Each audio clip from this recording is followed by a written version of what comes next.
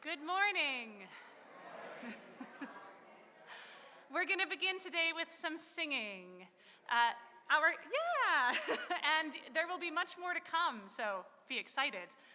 We're going to begin with a piece called A Dedication by Leah Morris, whose music has been sung here before. And the lyrics will be shortly behind me on the screen. Because it's a new one, we'll do call and response first. I'll sing a line and you can repeat it back. As for me and my house, you will find us serving peace. As for me and my house, you will find us serving peace. As for me and my house, you will find us serving peace.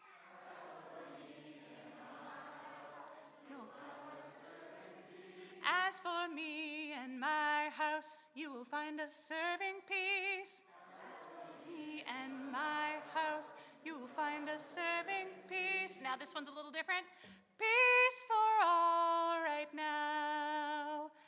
Peace for all right now. Let's just do that one again. It goes, peace for all right now. Basically, you have the same line 3 times, and then we have the peace for all right now, and we'll replace the words peace, hope, joy, love. And feel free to start throwing in some harmonies when you feel ready to. So from the beginning.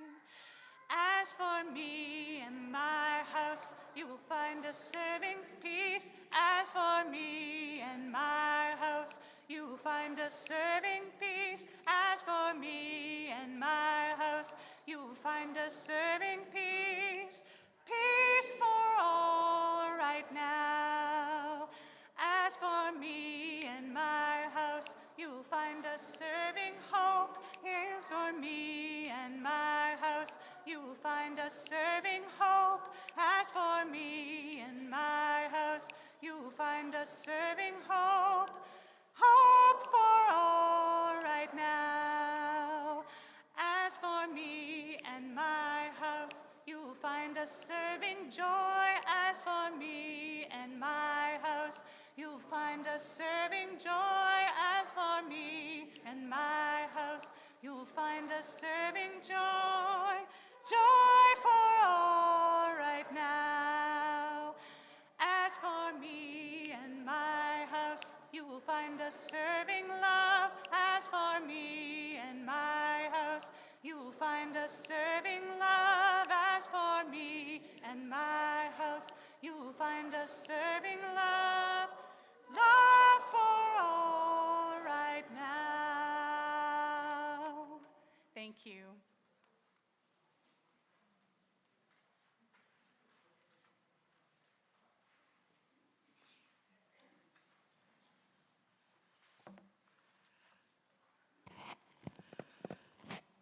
Good morning. My name is Carmen Contreras, and I am a member at large of the Board of Directors. My pronouns are she and her. We are gathered today on the traditional territory of the Algonquin and Anishinaabe Nation.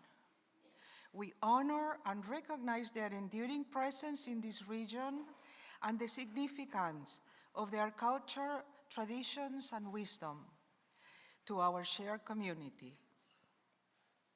Over a period of years, FirstU has taken steps in the journey of reconciliation by building relationships with indigenous groups, by supporting the development of the Ayashki program, and more recently, by yielding land from our campus to Ontario Aboriginal Housing Services. We must continue on the journey, keeping an open mind and an open heart. Today's announcements.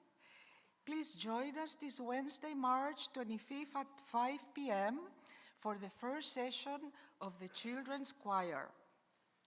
Also on Wednesday is our first bi-weekly community dinner in Fellowship Hall.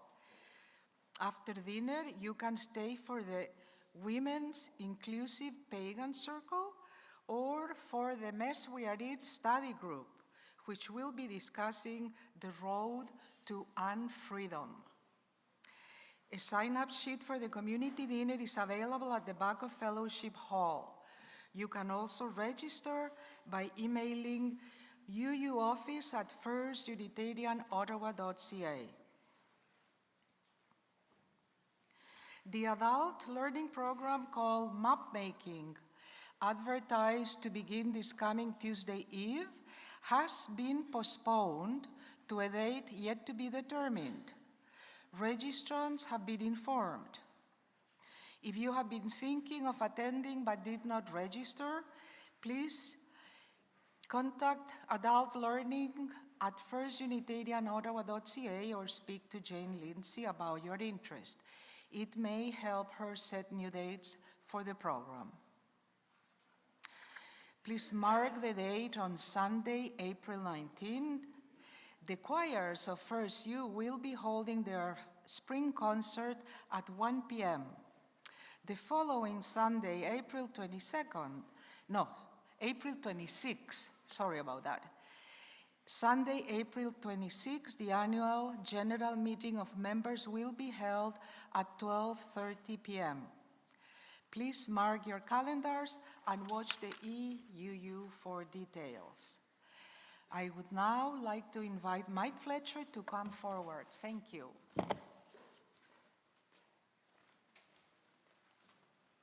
Thanks, Carmen. Good morning.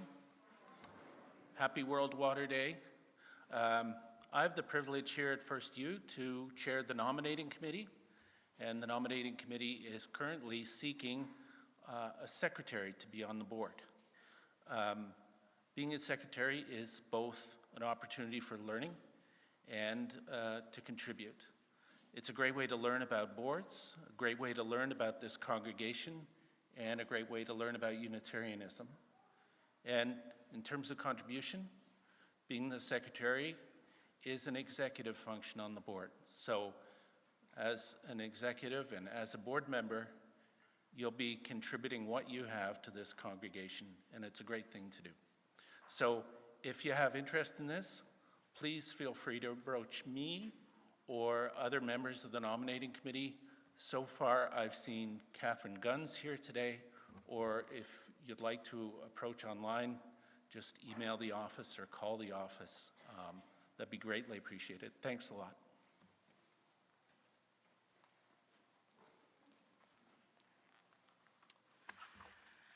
Good morning. I'm back. My name is Jenn Berntson. My pronouns are she, her, and while Reverend Laura is at UU Fellowship today, I am delighted to be stepping a little outside my normal role of music director with you today for a special Music Sunday where we will be talking about UU hymnody. We will be introducing a new hymnal, a new digital hymnal. Intrigued? Frightened? Stay tuned to learn more. I'm joined in the chancel this morning by our worship associate, Lisa Boulet, and our director of religious education, Jody McIntosh, who's here somewhere. It is good to be together this morning. If you are joining us online, thank you for being here with us. Please share a greeting in the chat and get a candle ready to light with us. And I want to extend a special welcome to those of you who are visiting today. If you're new to FirstU, please stop by our welcome table at the back and join us for coffee hour in Fellowship Hall following the service. This morning, each of us is welcome.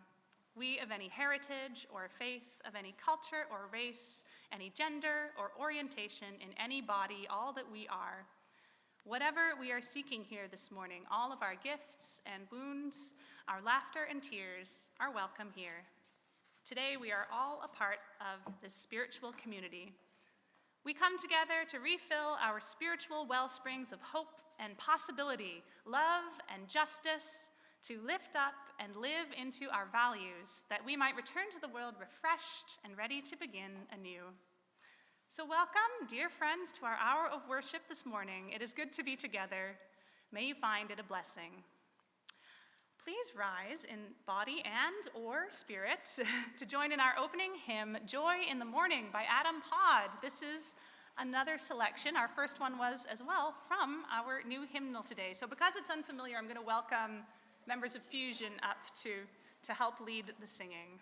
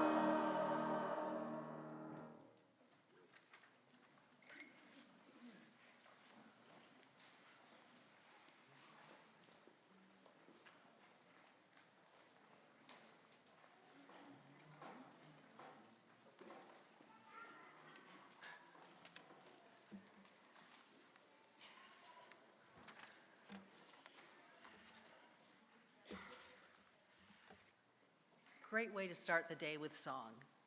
Good morning, everyone. Bonjour. Annie. My name is Lisa. I am your worship associate. As Jen mentioned this morning, my pronouns are she and her. Our centering words this morning are actually an anonymous quote from a congregant at the Emerson Unitarian Universalist Church in Houston. And I quote, "When I first walked into a Unitarian church, I didn't really know what to expect. Honestly, I thought it would be all serious faces and long speeches. But the moment I stepped inside, the music hit me. Not in a, wow, this is professional way, but in a way that made the space feel alive. People were humming, tapping their feet, some quietly nodding along, and somehow I felt like I belonged, even though I'd never been there before." Music in Unitarian services isn't about perfection or competition. It's about connection. There's usually a hymn or two that you can join in, and sometimes completely new songs that make you stop and think, wait, I've never felt this way about a Sunday morning before. One Sunday, there was a piano piece that just carried me away.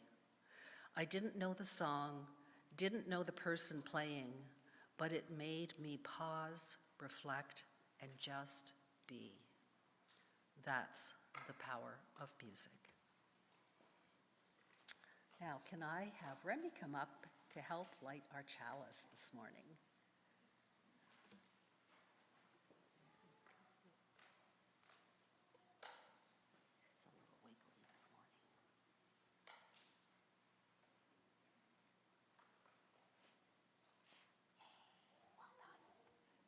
Thank you, Remy. We light our chalice as a symbol of our faith, the light of truth, and the warmth of love. Take it away, Jen.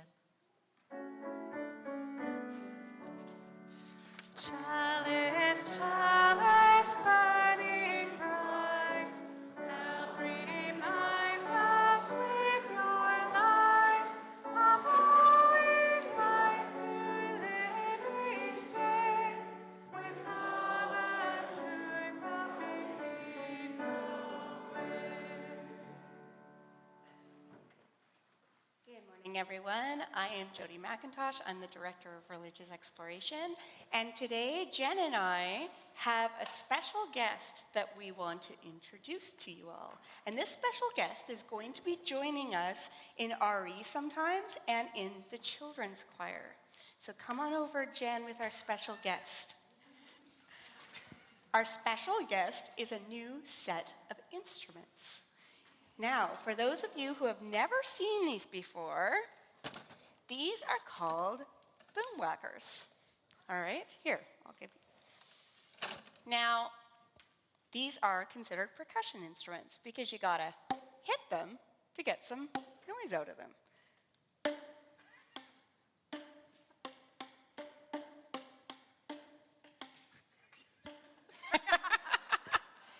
Just something like that. So these are fairly delicate. I mean, they are meant for kids, but do we want to be sword fighting with them? No. Do we want to be bonking people in the head with them? No, because these are instruments and we treat them with respect. And one way we treat them with respect is when you aren't playing, you just hold them close to your body like this. And then you wait for your conductor to tell you when to play. So we are going to, this morning, introduce these instruments by playing with our singing our children out song, our Go Now in Peace. So I need some volunteers. Do I have some volunteers? Okay. So Randy gets this one.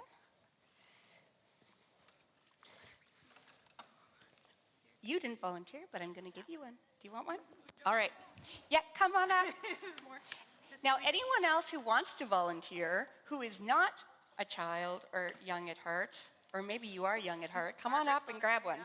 Would you like one, bud?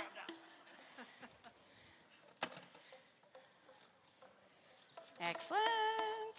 Okay, I think there's some. I think there might Actually, you got to come up here because we are going to conduct you. Oh, that's right. We have a We have a system. system.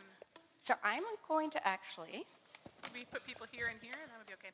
because Okay. I realize I gave you my special ones. I'm going to trade you out. It's special. Oh, I'm conducting. Okay. Oh, yeah, you're conducting. Okay. So, can I please have my reds and yellows on this side, and my oranges and purples on this side, and anyone with green comes in the middle. So you got to kind of go over there. There we go. Hello, good morning. Not on here, hey? No, it does not matter. You are good. Just make sure. Oh, to say, just make sure that you hit it on the end that doesn't have it. Beautiful.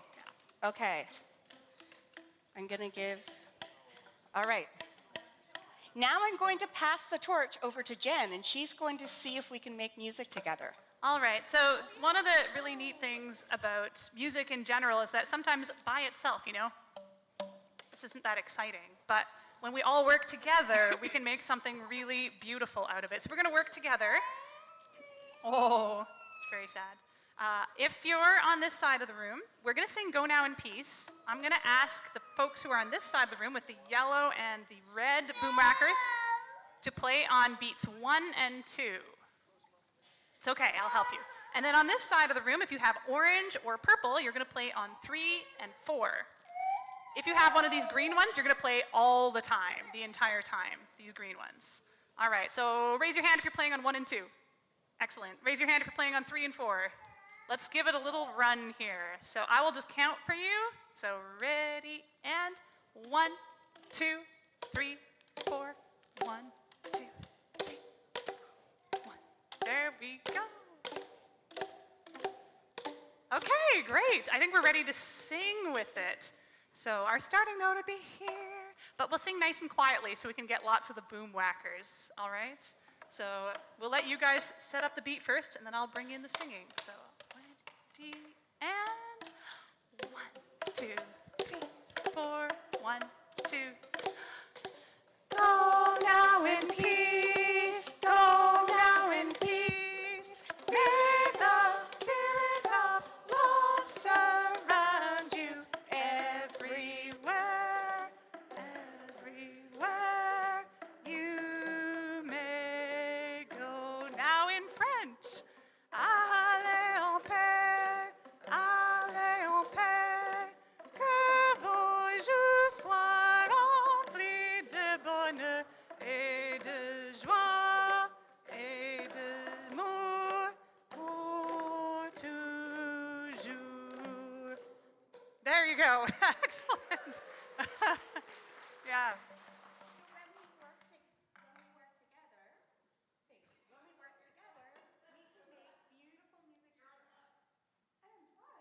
Uh-oh. What she said, when we work together, we can make beautiful music together. Yeah. It's all right. So now we'll sing it one final time, I think, and Jody, you're gonna bring this out to the back. You can feel free to play as you go and drop your boom whacker in the bin at the back once you get there. All right? Traveling instruments, yes. You can head that out. All right. Here we go. Somebody want mine? Thank you. Here, all right. Go.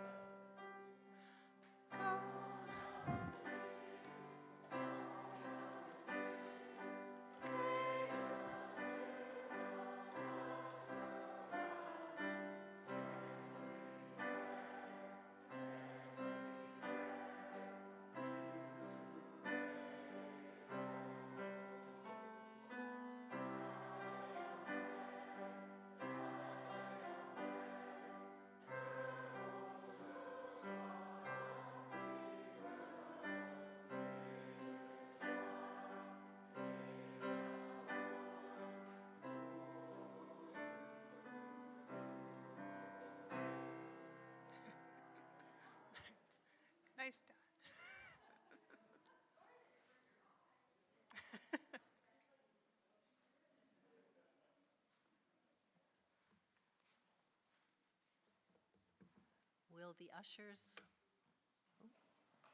Will the ushers please come forward? Thank you. Interdependence and generosity are core values of our tradition.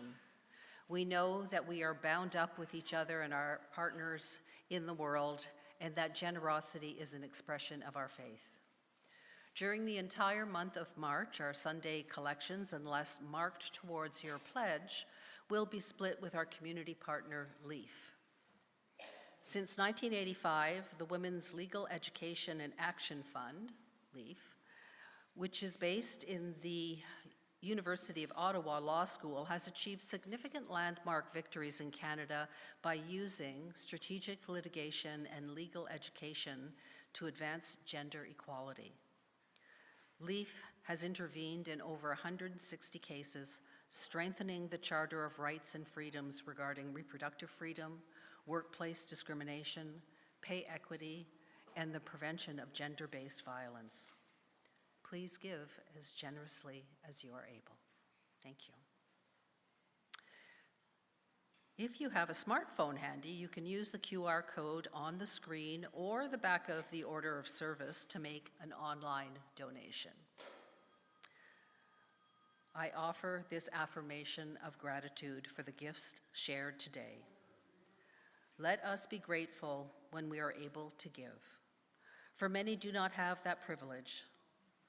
Let us be grateful for all those who share their gifts, for we are enriched by their giving. And let us be grateful even for our needs, so that we may be held by the generosity of others. May the work of our hands and the generosity of our hearts be given in gratitude this day.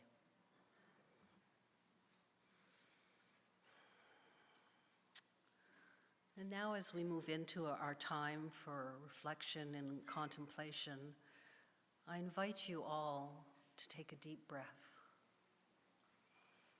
Allow yourselves to be fully present.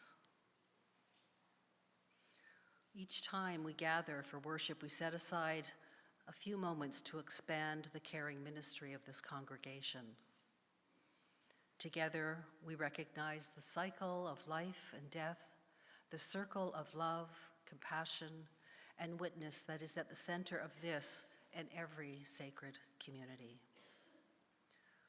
Let us prepare our hearts for this time of sharing with the sounding of our singing bowl.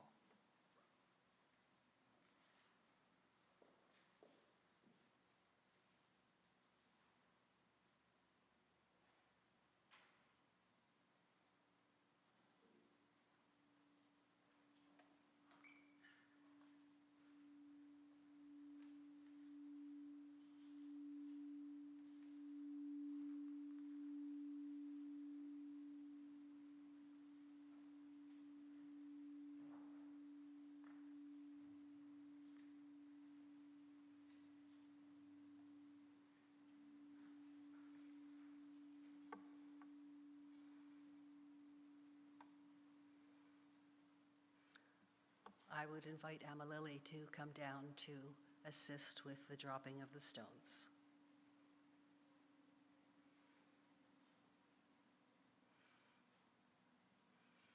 So we place a stone of deep appreciation and gratitude for water.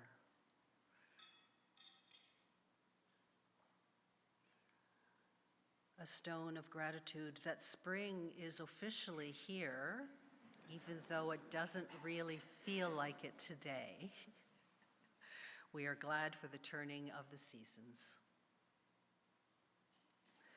And a stone of sorrow and concern for the ongoing violence in the Middle East, for the people of Cuba, and for all those whose human rights are being violated.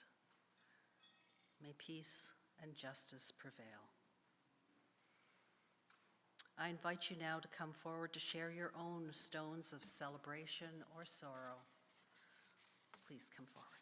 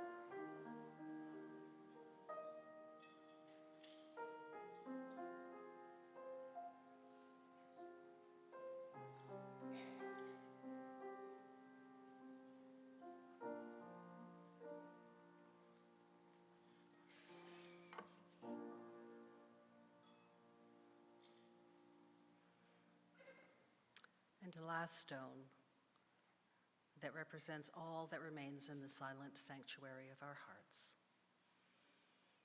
And let us turn once again to our singing bowl to guide us into a minute of silence, and Jenn will bring us back with music.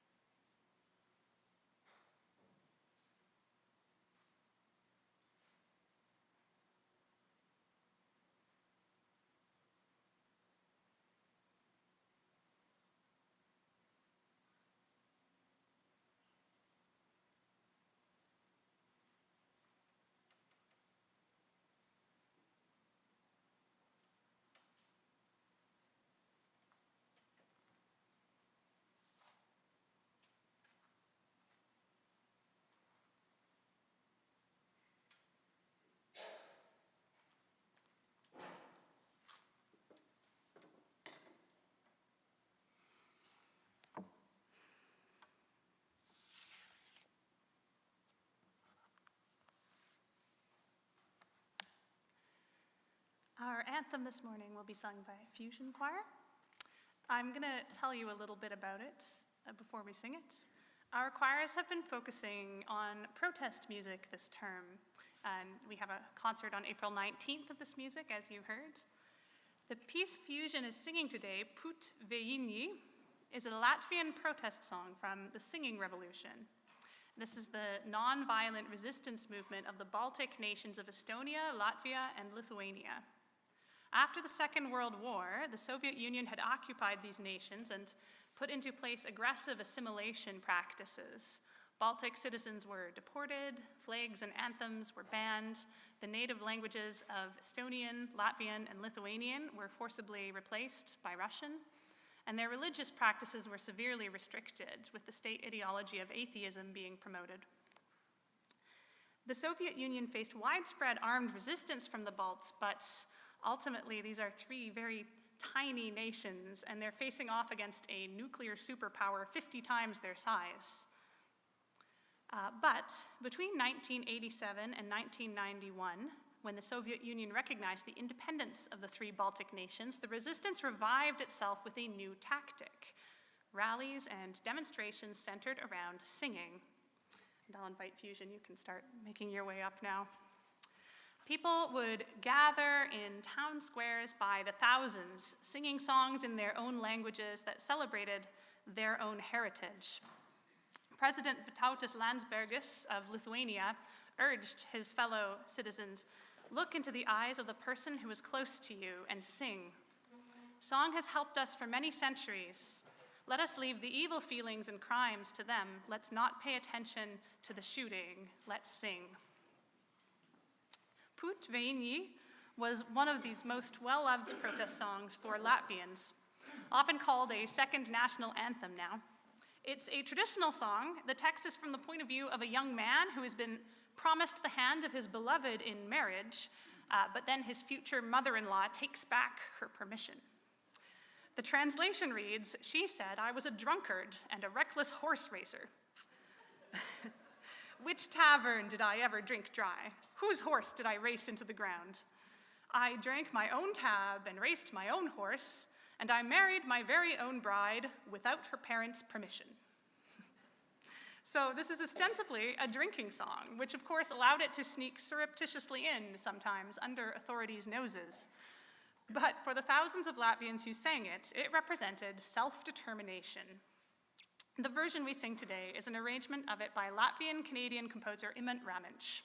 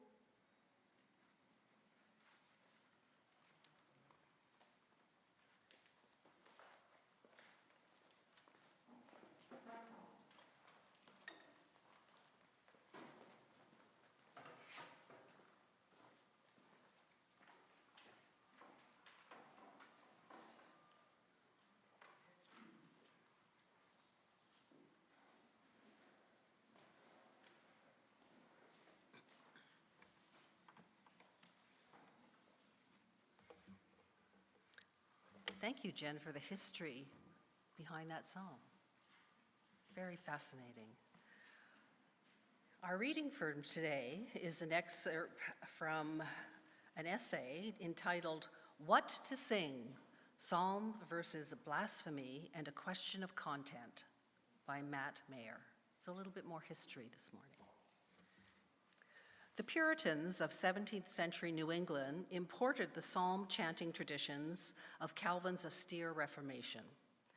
They believed, as Calvin had taught their great-grandparents, that the only lyrics necessary or worthy for praising God had been given to us in the Book of Psalms. They believed that the Psalms and their sentiment could be internalized by chanting the words together in community. They considered everything else, every lyric written by human hands, to be blasphemous in church. Of course, there are numerous other songs recorded in the Bible, but fundamentalists have always picked and chosen their favorite parts of Scripture. So here we are.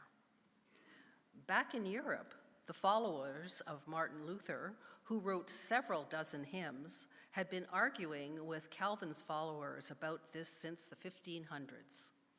While Calvin's psalm-only tradition had so far won the day in New England, the hymn-singing revolution was always on the horizon.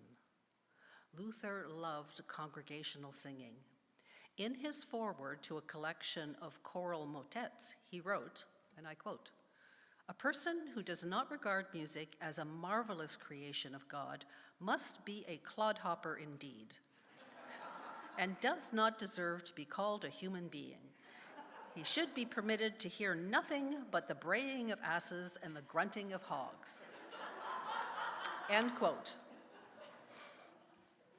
In the colonies, though, the hymn revolution landed on our shores with the music of Isaac Watts. Watts published his first hymn book in England in 1707, and it only took a few years for his hymns to arrive in the colonies.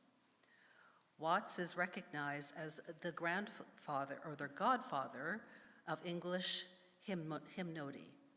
He wrote more than 750 hymns, and it was the popularity of his music that would begin to threaten the dominance of psalm in New England. Four of his hymns are still included in Singing the Living Tradition today. People couldn't get enough of Watts's lyrics, so much so that these human composers challenged the exclusivity of psalm as the only source of lyrics for Sunday mornings. Eleanor Billings wrote, quote, "Isaac Watts began to publish hymns that no longer even pretended to come from the Bible, but were wholly his own creation. Many more conservative folks found this to be blasphemous." Many congregants of New England were ready for Watts's music. But the newfound interest in lyrics was not without backlash. In the late 1700s, a war at the intersection of culture and theology raged over this question of whether original lyrics could be used in church. And intellectual wars at the time were fought with pamphlets. Want some amazing titles from a round of pamphlet wars? Here's a few. "Plain reason why neither Dr. Watts's imitations of the Psalms, nor his other poems, nor any other human composition ought to be used in the praises of the great God our Savior." Or, "A letter on psalmody, shewing that human composers ought not to be used in Christian worship." Or, "A discourse on the divine ordinance of singing psalms, intended to prove that the scripture songs are the only forms of psalmody which ought to be used." The conservatives held out for the exclusive singing of David's psalms. The liberals thought praise and inspiration could come from other forms, including in the poetry of Watts. We might consider this a version of the claim that revelation is not sealed, a defining feature of liberal religion, as James Luther Adams later said. Despite these many pamphlets and their catchy titles, we know how the story ends. One historian, Alan Britton, summed it up this way: "As usual, the liberals won out, and hymns began to supplant psalms as vehicles of divine praise." There are still certainly conversations, sometimes lively ones, in our congregations about what kind of music and what kind of lyrics are appropriate for church. But I have to agree with Britton here. Of all the arguments we'll look back on, expanding the source of our song lyrics might be the most decisive of victories. UUs have largely agreed that revelation is not sealed, and that inspiration can come from anywhere. I'd now like to invite Jenn to come up and to share her reflections with us this morning. Jenn? Thank you, Lisa. So, we have two hymnals in regular rotation here at FirstU. We have Singing the Living Tradition, fondly known as our Gray Hymnal, which was published in 1993, which I hate to tell you is now more than 30 years ago.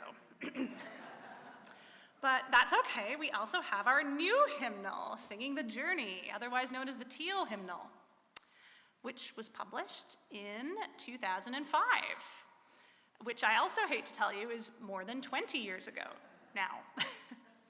Unitarian Universalists have historically been prolific publishers of hymnals. In the 19th century, Unitarians and Universalists in the United States produced more than 50 hymnals, far more than any other denominations. Reverend Jason Shelton remarks that, given the relative size of the movements, this number reflects both their remarkable artistic and literary productiveness, as well as their tendency towards individualism. Many hymnals were produced by ministers for use in their own congregations. Unitarian Universalists, it seems, have always loved refining their texts. So by that speed, it is far past time for a new hymnal. We should have had like 25 in the last few years. Our beloved Gray and Teal hymnals are wonderful resources containing great music, and I personally love to sing from them every Sunday. And I do want you to know, they are not going anywhere. They will remain in the pews in front of you, and we will be continuing to use them each week. But like every printed hymnal, they represent our values and understanding in a particular place and time, and they have the inherent limitations of that. Some example of these limitations: the first hymnal published by the Unitarian Universalist Association, called the UUA hereafter, was in 1964, Hymns for the Celebration of Life, just a couple of years after the consolidation of the Unitarians and Universalists. Some of you likely are familiar with it here.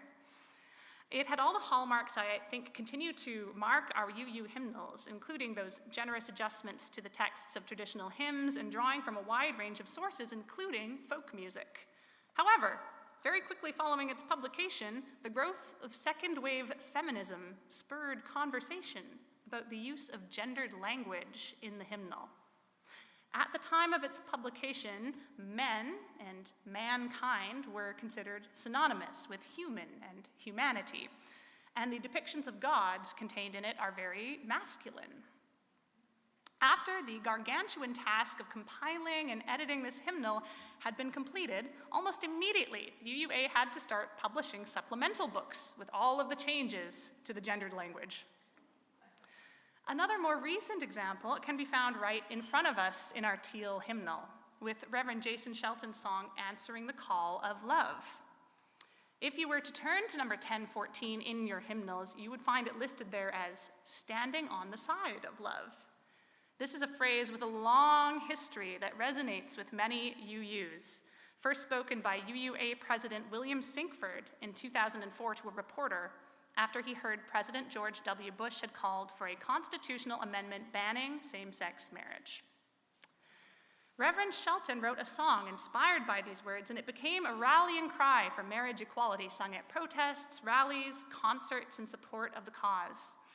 It became a slogan, emblazoned on t-shirts and sung with deep conviction and commitment. Reverend Shelton changed the name of his song in 2016. After members of the disabled community expressed that these words, while deeply loved by many Unitarian Universalists, didn't resonate the same way with them as they sang them.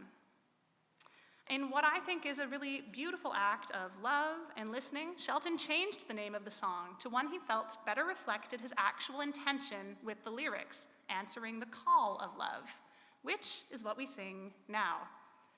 He explains his decision at the UUA Assembly in 2017. The metaphors we use in the work of justice matter. I am clear that the standing on the side of love metaphor, as I intended it, has nothing to do with the physical act of standing. It's about aligning ourselves with what love calls us to do. But I am also clear that intent is not the same thing as impact. and the impact of this metaphor has become a barrier to some among us. Friends, when love calls, it sometimes asks us to let go of our attachments, maybe even our t-shirts. I'm not sure what to do about those t-shirts, but I do know that love is calling us to a new and deeper awareness, and I can do something about the song that I wrote. So this is a very beautiful example of a shift which led to a really heartwarming moment, but also one that requires us to all go in with our pencils and make changes in our hymnals. And I'm betting if any of you did actually look in your hymnal, none of them are actually changed, although the lyrics behind us are. So over the last 5 years, a task force of the UUA has been working on a remarkable project, the task of creating a digital hymnal, a living digital hymnal that reflects our living tradition and our commitment to change and transformation. The result of this is Sing Out Love, a new virtual hymnal. The vision of the task force, as stated on Sing Out Love's website, is to build a living collection of song resources through an accessible, equitable online platform grounded in UU values. This is not a hymnal that will be published once and sent out into the world. This is a hymnal that is actively maintained by its task force. Each month, 5 new songs are chosen by a selection committee to be added to the hymnal, which functions something like a searchable database with sheet music in lots of different keys, tags, information on the composers and the lyricists. It also comes with pre-made slides, which you've already seen twice today. This is a hymnal that will be continually expanding and growing, reflecting our own values of continued growth and transformation, seeking truth and understanding. And while the submission process is anonymous, it uses the progressive stack method, where the song team prioritizes submissions from people who identify themselves as holding marginalized identities.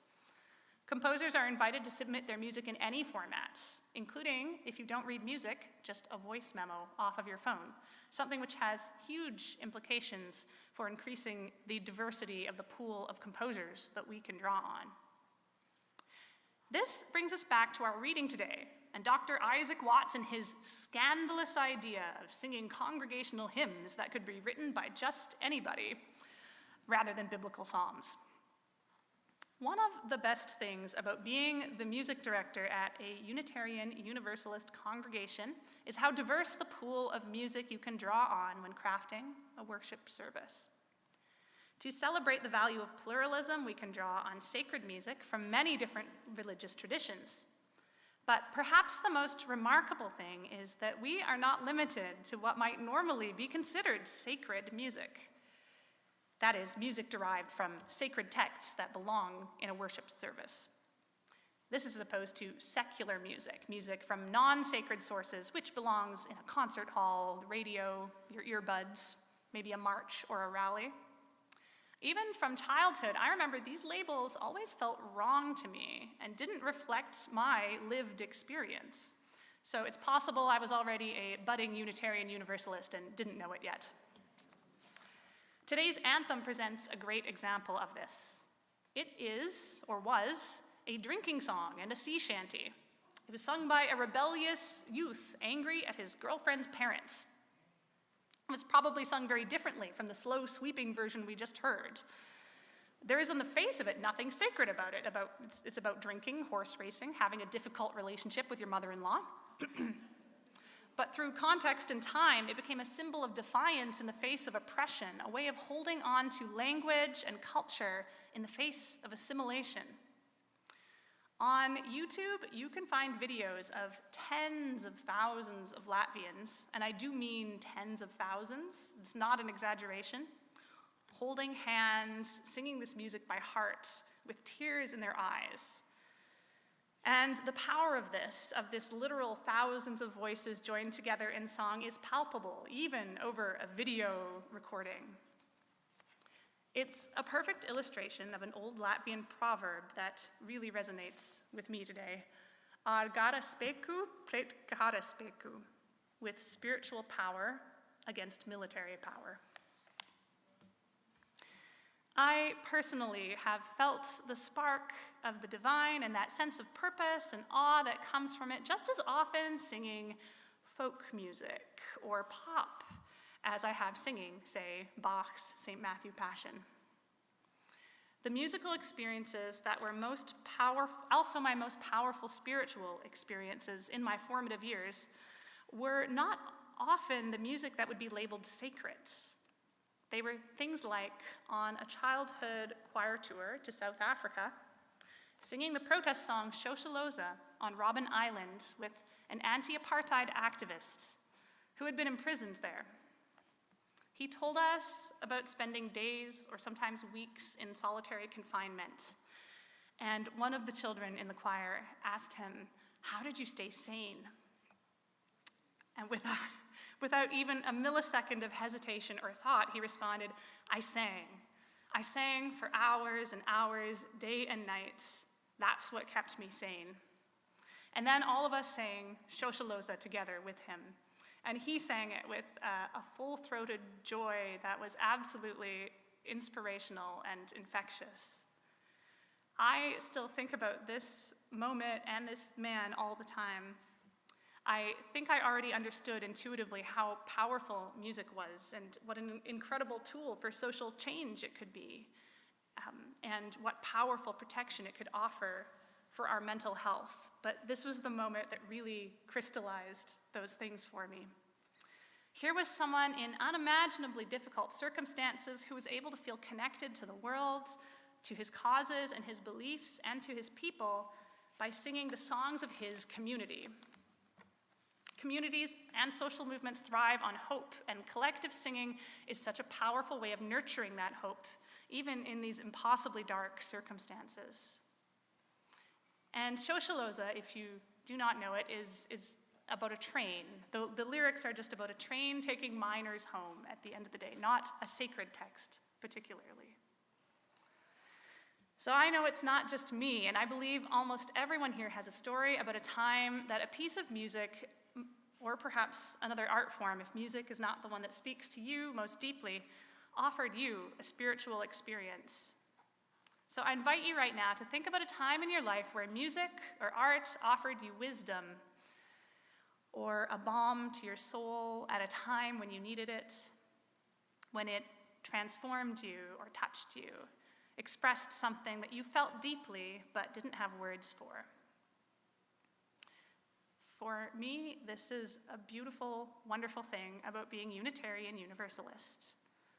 Though we acknowledge the sacred in everything, we can find it singing Bach or Oscar Peterson or Leonard Cohen or Ysaye Barnwell. We can be open to being moved, finding beauty and joy and fulfillment in all kinds of places, and we get to choose the texts and songs that we hold sacred and that give us purpose and meaning. Being a part of the team that chooses our congregational hymns from all three of our hymnals as of today is a big and wonderful responsibility. I know that if you're not lucky enough to sing in a choir here in Worship Hall, this might be the only time in your week you experience collective singing. And singing together is such a powerful and unique way of being in community with each other. We breathe together. We tap into emotions collectively. We share a little bit of ourselves with each other through the often deeply personal and sometimes vulnerable act of sharing your voice. The songs that comfort us, inspire us, the songs that we sing together help shape our culture and express our identity. And they can hold us, comfort us, inspire us in our thoughts or actions, and they tell us something about who we are as a community. So it is a huge honor and a privilege to help find those songs and to sing them with you every week.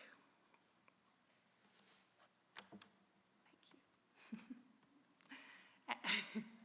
So here ends the reflection.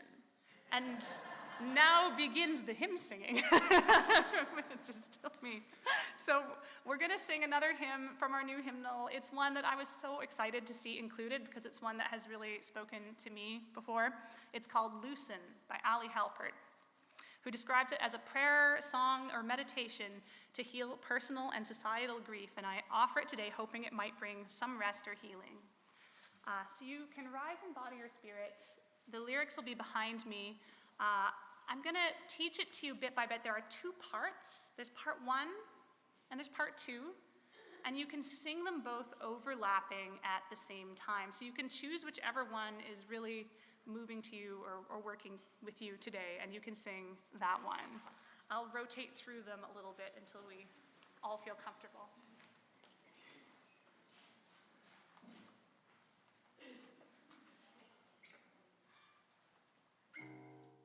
So part 1 goes like this. Loosen, loosen, baby, you don't have to carry the weight of the world in your muscles and bones. Let go, let go, let go. Let's try it together. Loosen, loosen, baby, you don't have to carry the weight of the world in your muscles and bones. Let go, let go, let go. One more time. Loosen, loosen, baby. You don't have to carry the weight of the world in your muscles and bones. Let go, let go, let go.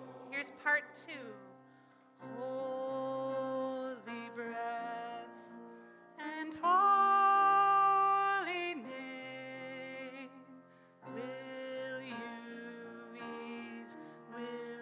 ease this pain? Holy breath and holy name, will you ease this pain? Choose whichever one you like the best and start going.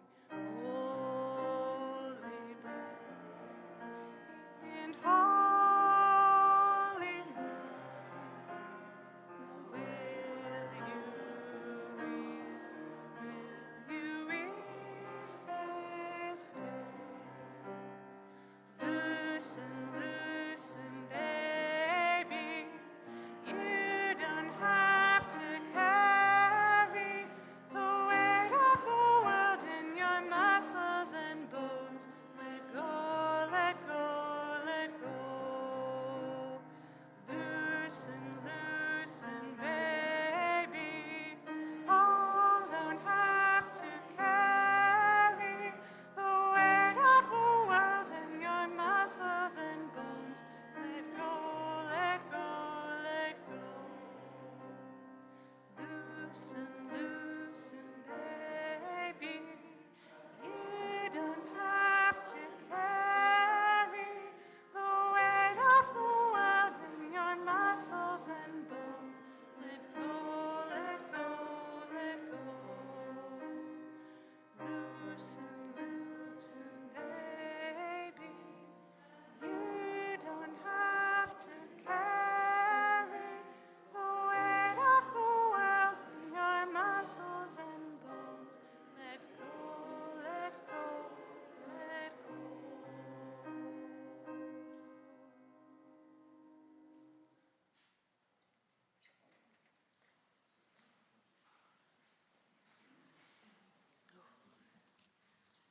Thank you, Jenn, for a very thought-provoking presentation.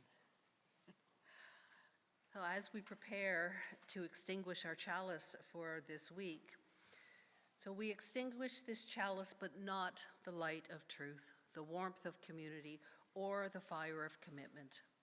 These we carry in our hearts until we come together again. We come together to sing again.